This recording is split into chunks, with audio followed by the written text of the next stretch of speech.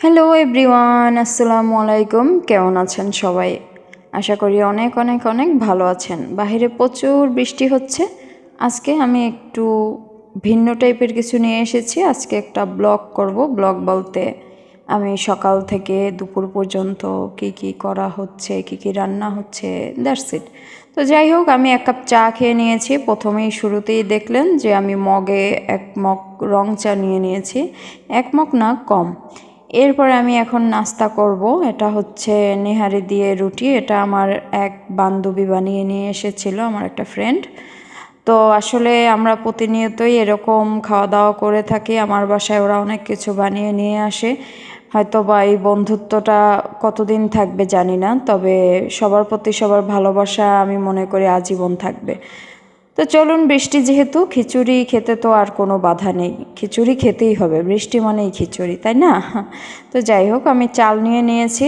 আজকে আমি একটা সিদ্ধান্ত নিয়েছি, আমি ফুল ভিডিওগুলোয় যাই হোক বলতে থাকি। যাই হোক বাদ দিয়ে আজকে আমি বলার চেষ্টা করব।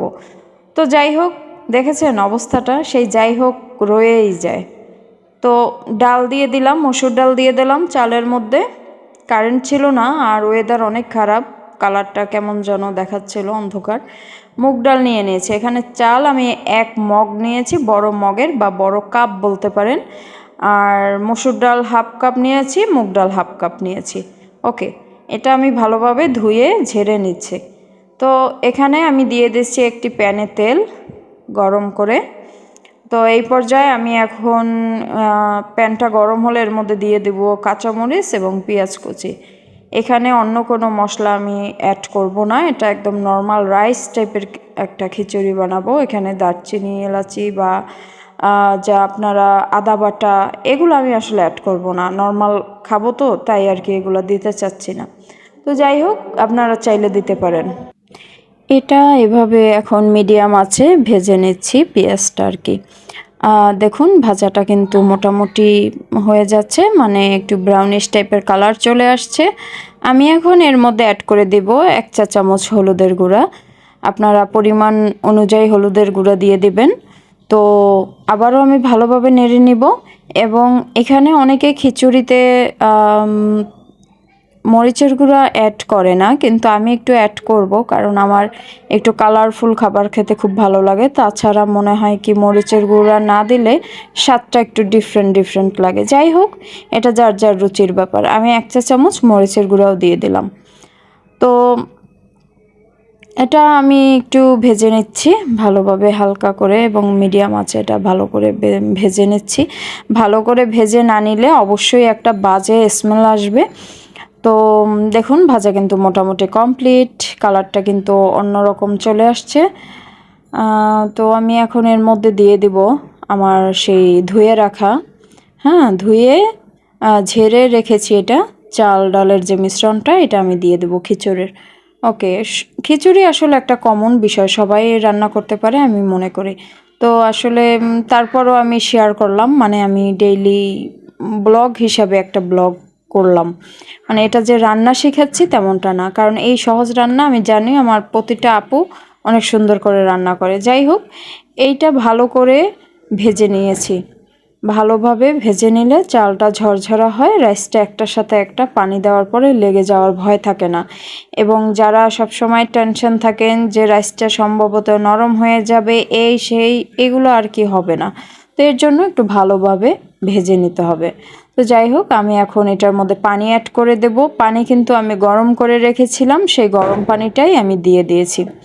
গরম পানি দিলে রাইস বলেন, আমি সব ভিডিওতেই বলি আমি সব রান্নায় গরম পানিটা অ্যাড করি। গরম পানিটা দিলে স্বাদটা অনেক বেশি বেড়ে যায়, আর খেতেও অনেক ভালো লাগে এবং সিদ্ধ হয় খুব দ্রুত।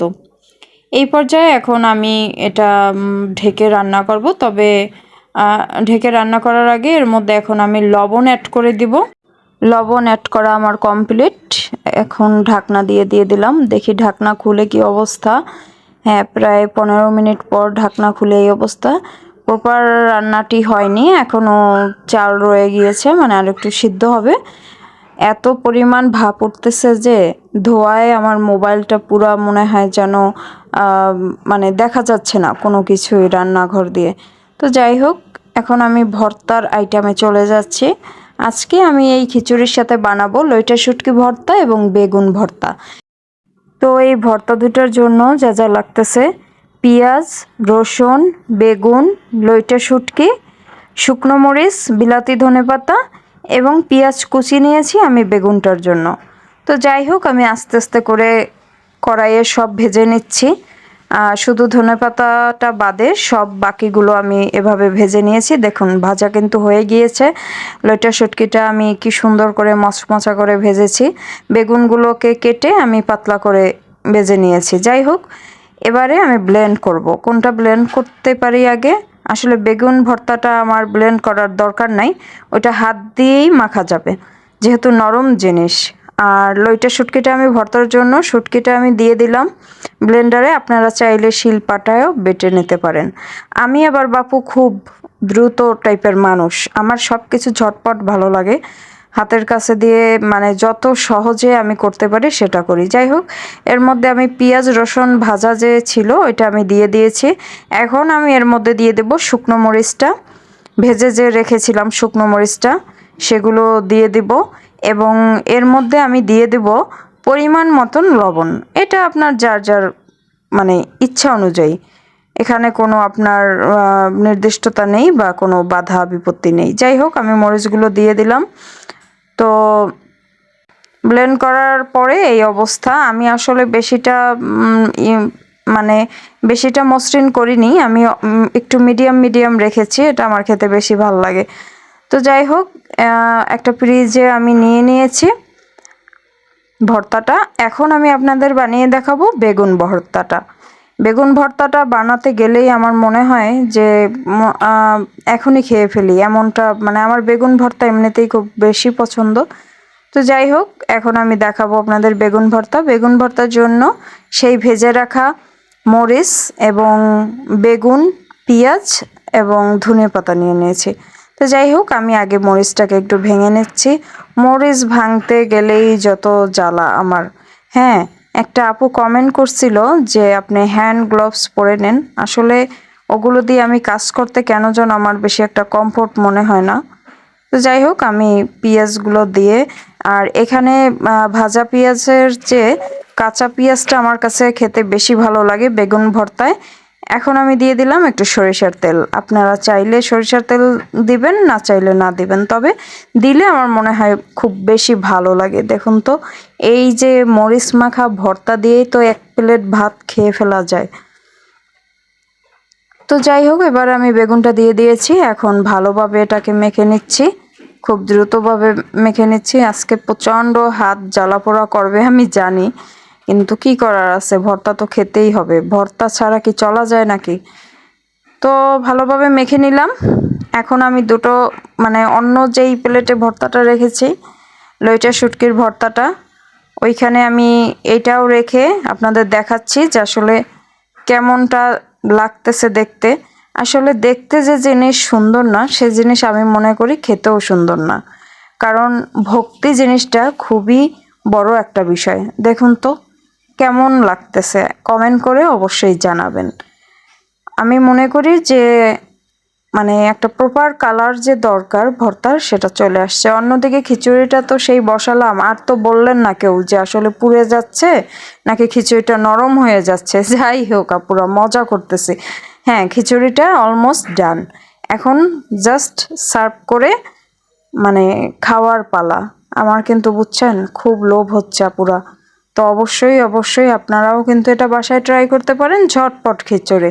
আসলে রান্নার রেসিপি দেখাচ্ছি না আজকে, মানে জাস্ট আমি কি কি করতেছি সেটা একটু হালকা পাতলা তুলে ধরলাম। হ্যাঁ, তো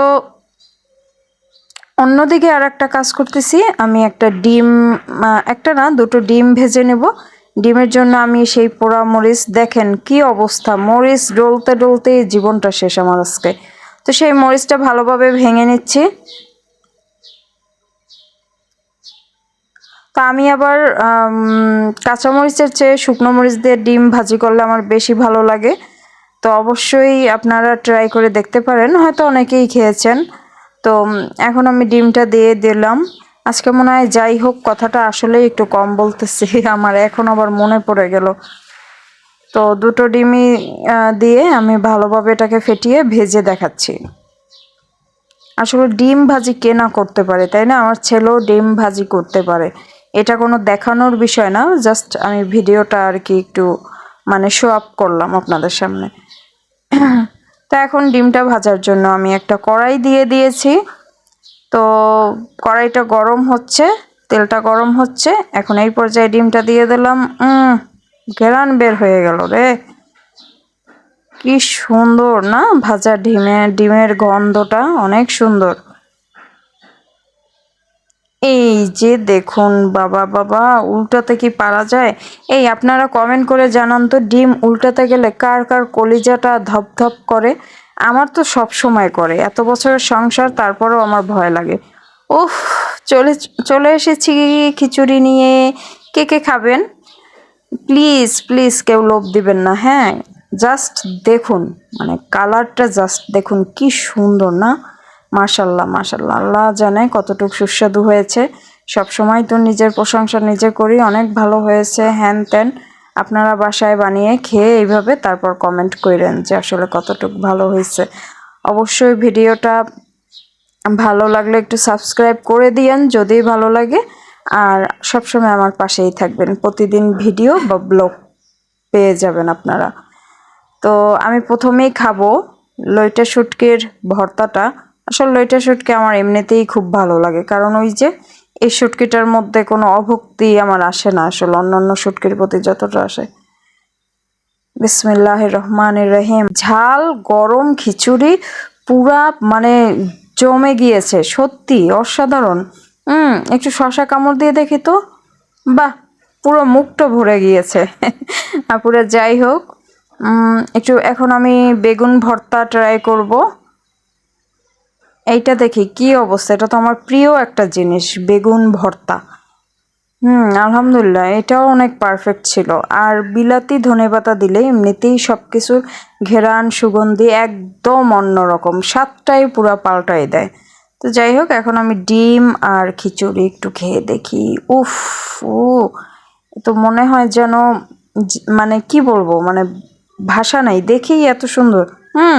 খেতে অনেক দারুণ হয়েছে। সবাই ভালো থাকবেন, সুস্থ থাকবেন, আল্লাহ হাফেজ।